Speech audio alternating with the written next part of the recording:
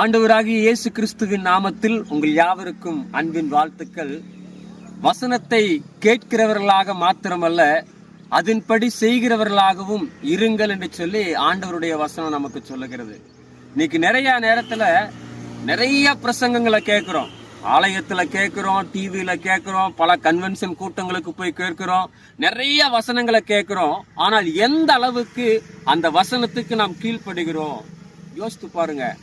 ஆண்டவர் அழகா சொல்றாரு, நீ வசனத்தை கேட்கறதுனால அல்ல, கீழ்ப்படிந்தால் மாத்திரமே நான் விரும்புகிற, நான் எதிர்பார்க்கிற ஒரு மகனாக மகளாக உங்களால். இன்னைக்கு நிறைய நேரம் நம்ம வசனத்தை கேட்டுட்டோ, நான் ஆலயத்துல போய் வசனத்தை கேட்டுட்டேன், பிரசங்கத்துல வசனத்தை கேட்டுட்டேன்னு சொல்லி வசனத்தை கேட்பதிலே நாம் திருப்தி அடைகிறோம். ஆனால் ஆண்டவர் கேட்பதில் அல்ல, அதன்படி நாம் செய்கிறோமா என்பதிலே திருப்தி அடைகிறார். சிந்தித்து பாருங்கள்.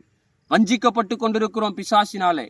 ஆனால் வஞ்சிக்கப்படாதபடிக்கு ஜாக்கிரதை உள்ளவர்களாக, கேட்கிறவர்களாக மாத்திரமல்ல, அதன்படி செய்கிறவர்களாக.